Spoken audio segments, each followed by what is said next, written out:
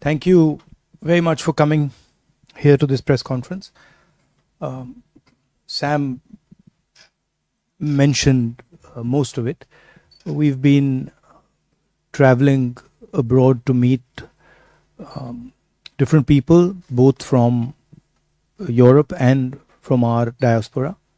And we've been doing this regularly now. We went to the United States, and now we've come to the EU, trying to get a sense of what is going on here, and also to give people a little bit of a sense of what is going on back home. So, happy to take your questions. Yes, please. I have 3 questions, if that's okay. Let's start. Can we do one at a time, please? Can we do one at a time? That's what I'll do. All right. See, the first question is, what was the main message for the parliamentarians here? And what do you expect from them? What do you expect from Europe? Have you come with any sort of expectation that you tell them, give them a message, and then you want them to do something? No. And it's more of a conversation than a message. I'm no one to come and give a message to the Europeans. It's an exchange of ideas about what is going on in India, what's going on here, the type of cooperation that we can do. So it's more of the frame is a conversation.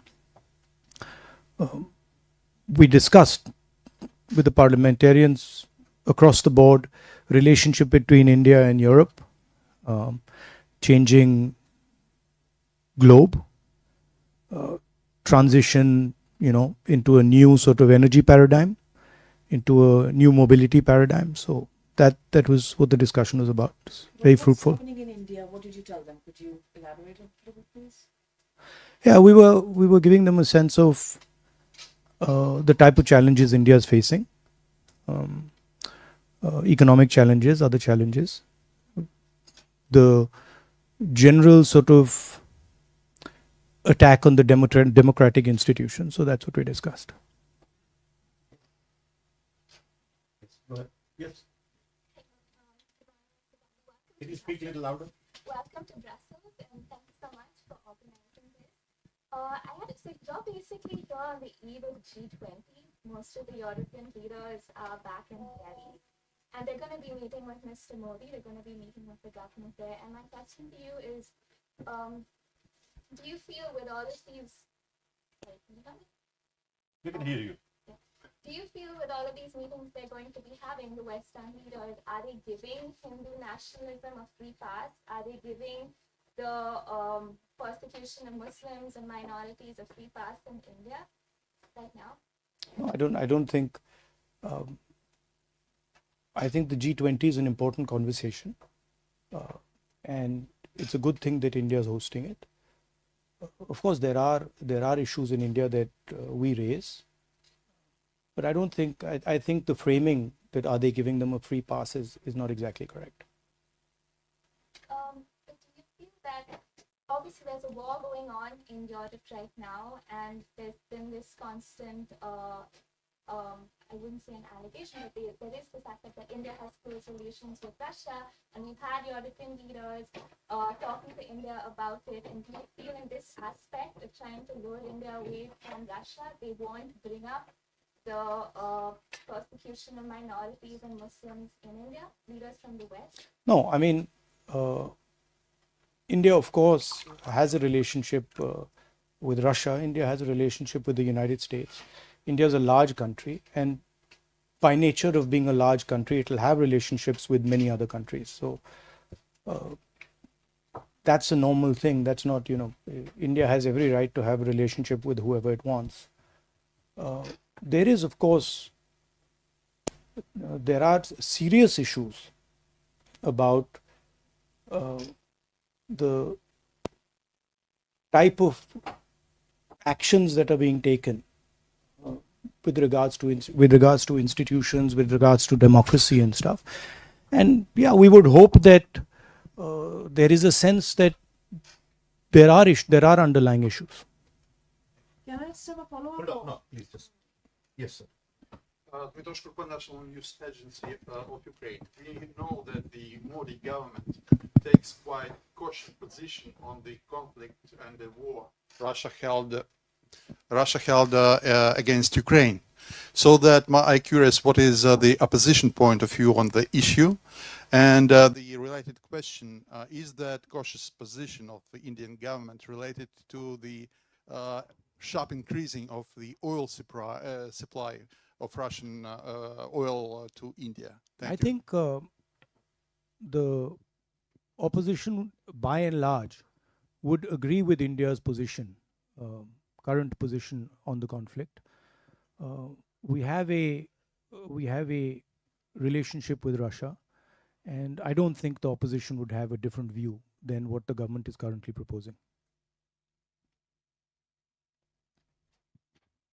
Hello, I am from actually Kashmir. I would like to ask a question related to Kashmir issue. And what would be your policy if you came into the power next elections, hopefully? And recently, 4 years before, the Article 370 was abrogated, and even opposition leaders were restricted to visit and meet the people. And how you see the future of Kashmir? Thank you. I mean, our position on Article 370 is very clear. It's in a resolution passed in the CWC of the Congress Party. I would urge you to take a look at that. Of course, we are for ensuring that every single person in our country has a voice, is allowed to express themselves, and we feel very strongly that Kashmir should develop, Kashmir should progress, and there should be peace in Kashmir. Good morning. Thank you very much, Pascaline Gabory, pilot for Dev.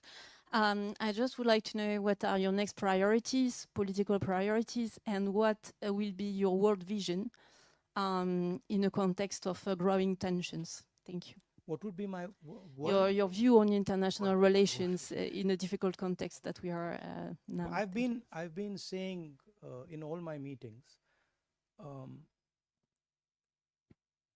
that it is pretty clear that China is proposing a particular view, a particular vision of the planet, right? And they are putting on the table the idea of the Belt and Road. And one of the reasons they are able to do that is because they have become a center of global production.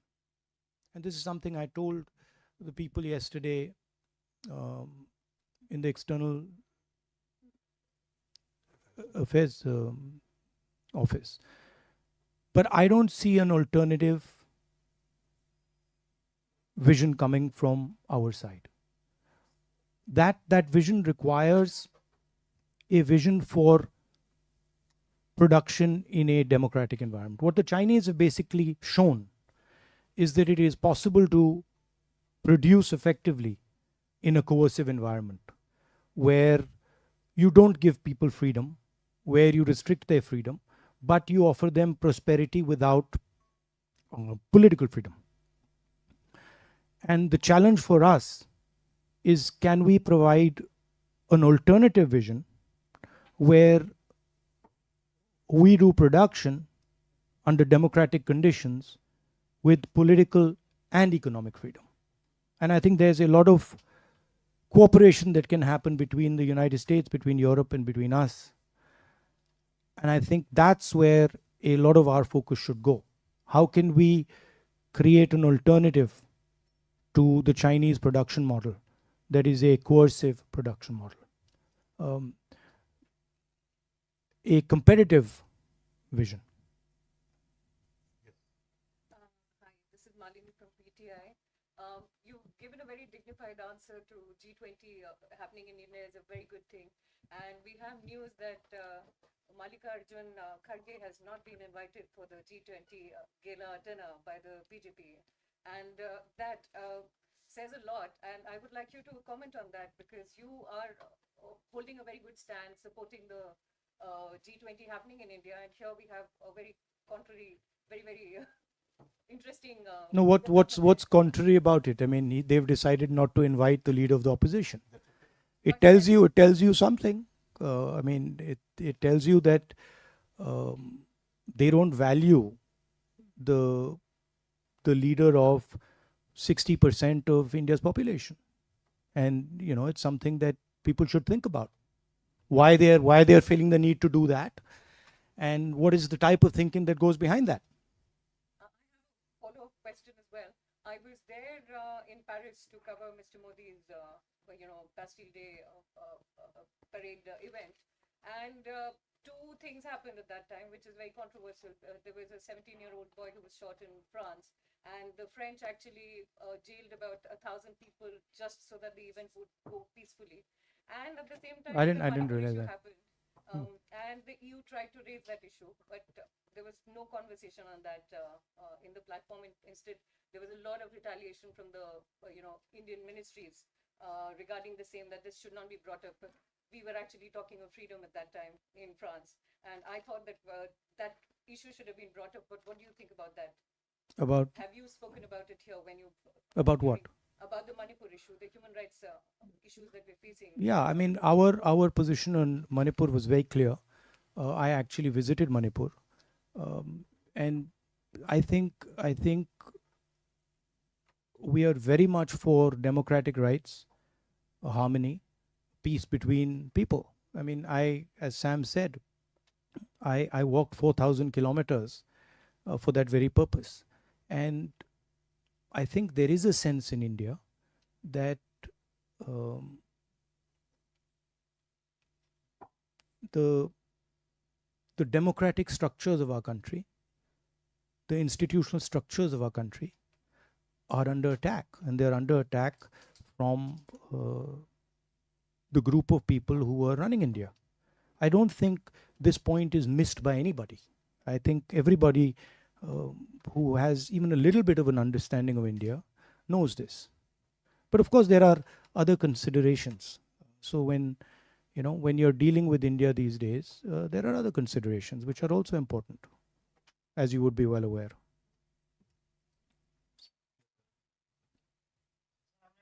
The democratic fight and the fight for democracy in India is ours, and it's our responsibility, and we will take care of it, and we will make sure that the sort of onslaught on our institutions, on our freedom is stopped.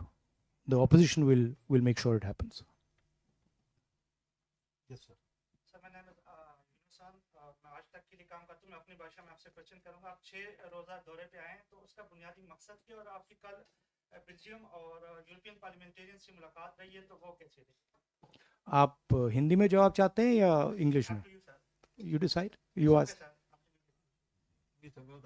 Okay, I'll no,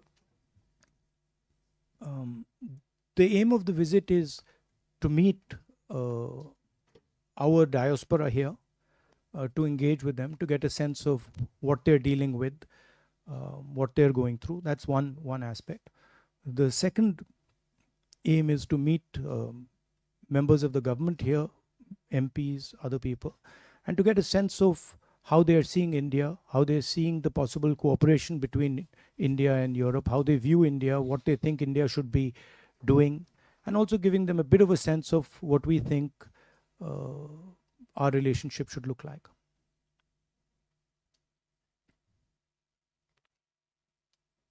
Yes, ma'am. Yes. Microphone.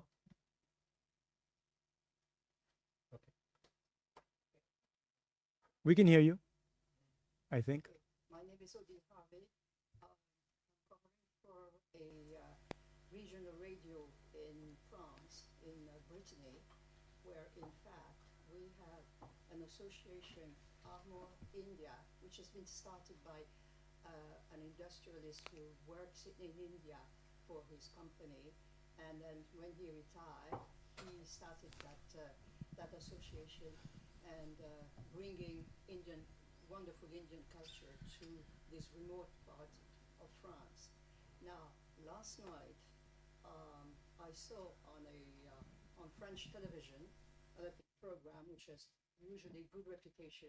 It's Envoyé Spécial on France 2. And they describe all the discriminations about the Muslims, about the Christians in very cruel terms. And was that program exaggerated? You can still see it on the Well, website. ma'am, And I know you're going to France, so I just would like to know about the situation of all those discriminations in India. Thank you. I mean, of course, I would have to see the program before I could comment on whether it was exaggerated or not. So I don't know what that program was saying. But certainly there is an increase in discrimination and in violence in India, and there is a full-scale assault on the democratic institutions of our country. That everybody knows, and internally in India it's been commented on, and globally it's been commented on. And of course, minorities are under attack, but so are many other communities. Dalit communities, tribal communities, lower caste communities are also under attack. There is a attempt to change the nature of our country. Our country in the constitution is described as a union of states, and we believe that the most critical aspect of our union is the conversation between members of our union. And there is an alternative vision, which is the BJP vision, which believes that power should be centralized, power should be concentrated, wealth should be concentrated, and the conversation between members of the union, between people of India, should be suppressed. And so this is the fight between two visions. I like to term it the fight between Mahatma Gandhi's vision and Nathuram Godse's vision. Nathuram Godse being the person who assassinated our leader. Follow-up question. Yeah, so there are a lot of people here who had no idea you were here, Indians I'm talking about, and they would have liked a public meeting. You know, a lot of sort of, people who identify themselves as liberal Indians who still believe in the idea of, a pluralistic India. And they were like, oh, he's here, we have no idea, why is there no public meeting? And So why do you think is- you did not organize that? No, there To sort is- of meet, have an open, if I'm allowed to finish, an open meeting to meet all kinds of Indians who would have liked to sort of just see you or, or talk to you. And the second question is Let's deal with one question at a time. But everybody's been asking too. Relax. You can ask two. No, 1 second. We'll take one at a So time. when we design these tours, we have a structure, and the organizers decide whether we are going to have closed door meetings, whether we're going to have public meetings and stuff like that, depending on the length of the tour and the type of place we're going to. So I guess in Belgium, we sort of opted for a model. By the way, hundreds of people are coming and meeting us, and pretty much everybody in Belgium who of Indian origin knows exactly where I am, and they've been coming by droves to come and see me. But I think we decided that a full-blown Indian-style public meeting in Belgium might not be the best way to do it. You've said in the past you were spied on by the government. Is that still true? Do you have any more information? Are you still being spied on by the Indian government? I mean, the fact that Pegasus was on my phone is a known fact. I mean, I don't know the details of how I'm tracked, but I'm certainly tracked for sure. Yes. In fact, just going back to the Bharat Jodo Yatra, there is also, I think I'm very loud. Everybody can hear me. All right. I have heard a lot of speeches before, starting 2014 onwards. You have been mentioning a very, very important, crisis that is coming up in India. The unemployment of the youth, which is at the highest level right now. While you were on your yatra across the country, Did you meet the youth, and did this issue actually really come up many times? Yeah, I in did. various states. I met thousands and thousands of youngsters, and all of them said exactly what you're saying. The three things they said: number one, unemployment; number two, huge increase in the levels of poverty, and completely skewed income distribution. So few people getting very, very wealthy, and the bulk of people, being pushed back into poverty, and then rising prices and inflation. Those were the three things that repeatedly they told me. The fact of the matter is that India has the highest unemployment that it's had in the last 40 years. So there is something clearly wrong with our economic model. It's not accepted, and there's a lot of media support for the government. So those type of things don't come out. But I don't think the current path we are on, economic path we are on, is sustainable in any way. And there will certainly be consequences and a backlash to this model. Yes, sir. My name is Nadeem Bhatt. I am from Ari News. You have just talked about the minorities in India. I would like to ask about Kashmir. What is your party's stance on the current situation in Kashmir, and what step do you believe should be taken to address the ongoing conflict there? How do you view the role of international diplomacy in resolving the Kashmir issue, and what would be your approach if your party comes into power? Kashmir is, of course, an integral part of India, so it's nobody's business other than our own, other than India's business. Our position, as I stated earlier, is very clear. It's in a working committee resolution. We can give you a copy of that resolution if you're interested in reading it. But I feel that it's very important, the general discussion we're having here, that democratic institutions, democratic structures need to be protected in India, and the voice of people needs to be defended and protected. And that goes for every single part of India, including Kashmir.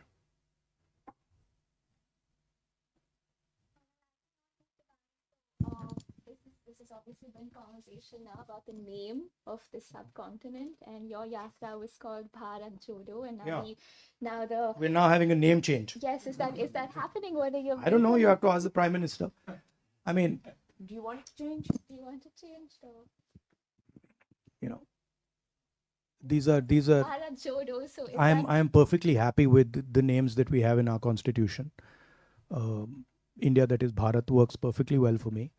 But I think these, in a sense, to me, are panic reactions. There's a little bit of fear in the government. These are distraction tactics. We, of course, came out with the name India for our coalition, and it's a fantastic idea because it represents exactly who we are. We consider ourselves to be the voice of India, and so the word works very well. But it's obviously disturbed the Prime Minister enough that he wants to change the name of the country, which is absurd, but that's what it is. It's also interesting that every time we raise the issue of Mr. Adani and crony capitalism, the Prime Minister comes out with some dramatic new diversion tactic. It's curious that just after I did a press conference on Adani, this entire diversion is put into place. It's interesting. Yes, ma'am. Yes. EU journalist for Radio Novo Time. Again, thank you. In view of the COP28, the climate conference in Dubai, what are your expectations? And do you think that India is going to be the major spokesperson for the Global South? Thank you. Well, I don't know. I mean,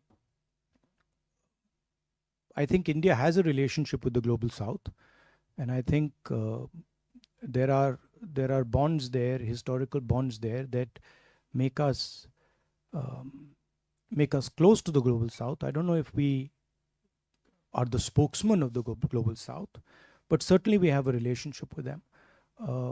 On the environment, of course, we are, as a planet, going through these large transitions, energy transition in the way we move. And I think environment is a central issue for India. It's of course not in a country where there are many poor people. It's difficult to make environment top of mind, but I think it is a critical issue, and it's very important that we think about it in a strategic and a long-term way.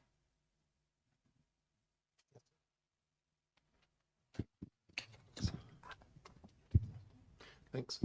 Brian Ricketts, representing the European coal industry, and I've enjoyed visits to European coal industry, and I've enjoyed visits to coal power plants and mines in India. And my hope for the future is a democratic India. And the question relates to that. As China developed very rapidly over the last few decades, its economy became imbalanced, and it's now paying the price for that, I believe. How would you ensure that India's economy doesn't become imbalanced? So how to balance the powers of a market-based economy versus central planning? I think one of the lessons that I learned in my walk was that there is an inherent and profound wisdom in the people of my country, right? Regardless of which part of society they're in. For example, we're discussing environment. The type of conversations I had with tribal people about the environment were far more sophisticated than I have with people living in cities, right? So there is an inherent wisdom in the people of India, and I'm sure in the people of Europe and people of Belgium. And I think it's critical for us that in decision making, we listen to the voice and the intelligence of the people. And that's where we have a fundamental difference with the BJP. We value the voice of the people, we value the voice of poor people, we value the voice of all stakeholders, and we want to hold a conversation with stakeholders before we make decisions. It's sometimes slower, but in the long run, it works out much better. And that's really the conflict that is taking place in India. They're of the view that you don't need to ask people, you just go ahead and slam everything through. But in our view, there's consequences. With regards to the public sector and the private sector, we are pretty clear that in key strategic areas, public sector should have a role. In education, in healthcare, public sector should provide a foundation. But in other spaces, private industry is probably a better tool to achieve most aims. Just one or two more. Quick. Very quick one. But you asked you asked 4 questions. You've asked 3 or 4 questions. Yeah, please. Thank you. Anybody else? Okay. Nobody else, go ahead. Then one or two. That's it. I think the agenda that you're talking about, mostly what has been happening in the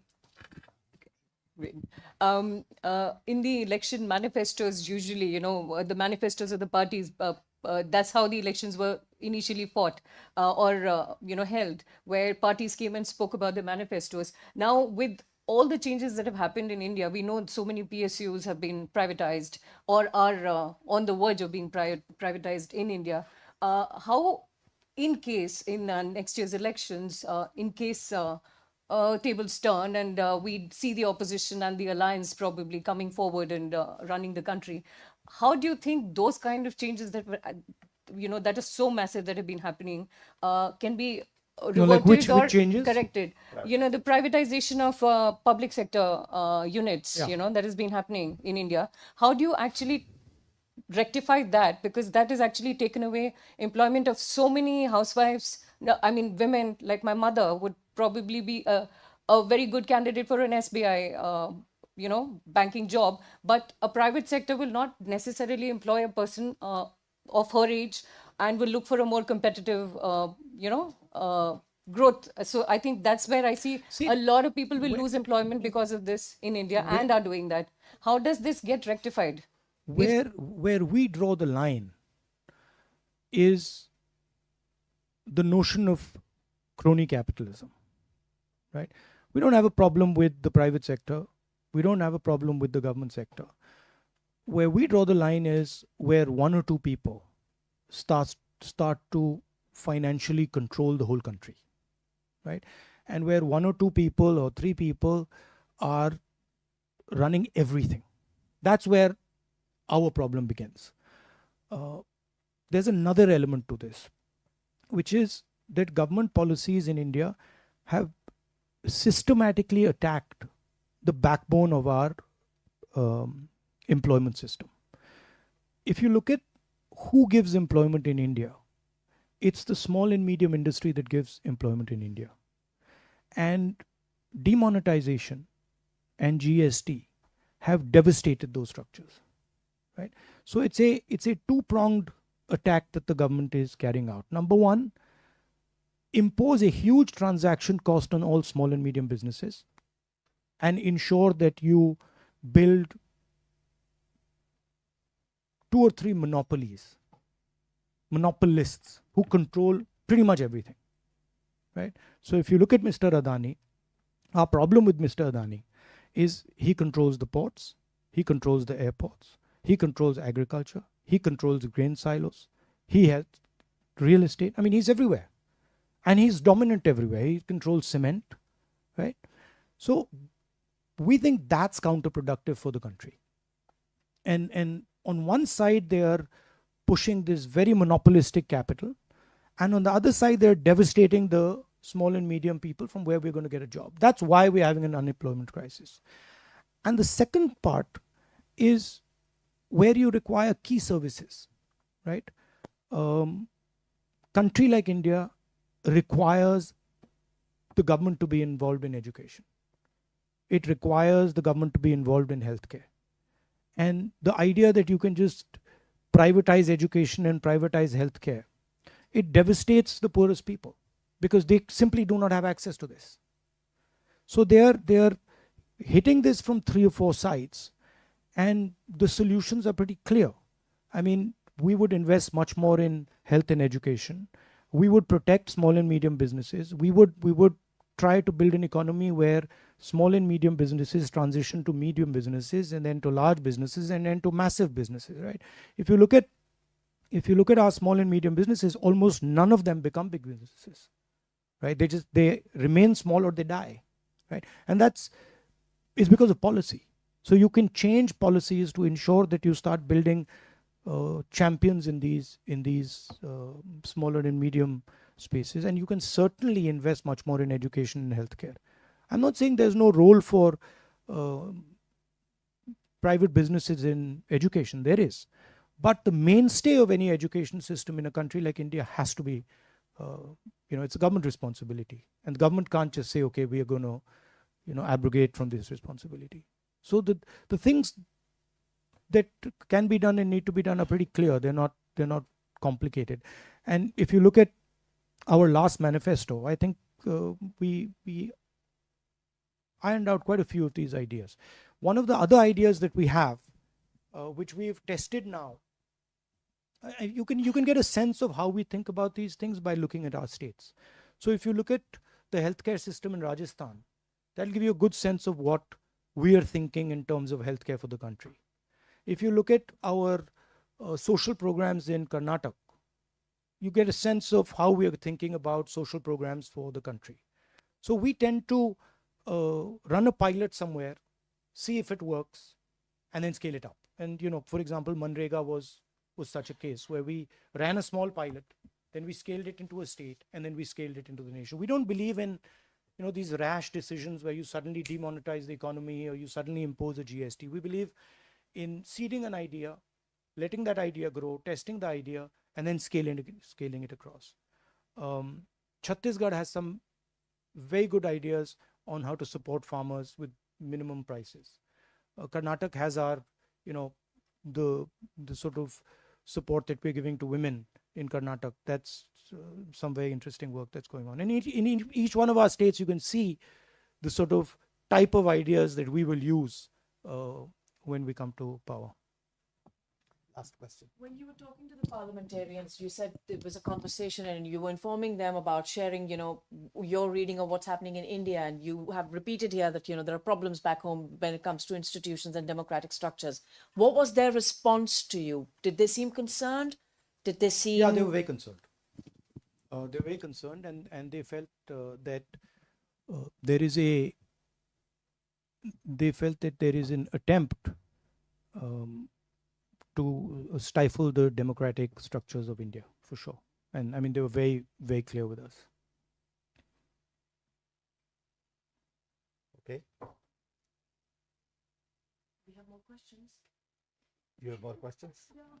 Oh, you No, have more I questions? think thought we gave I you think enough. 5 questions for one person is good enough. I mean, if you, Okay. Well, Responses are coming to everybody. No thank you. offense. No, but thank you very much for your time. We really appreciate. Thank you, Rahul. Thank you very much. And we hope to see you again. Be in touch. Thank you.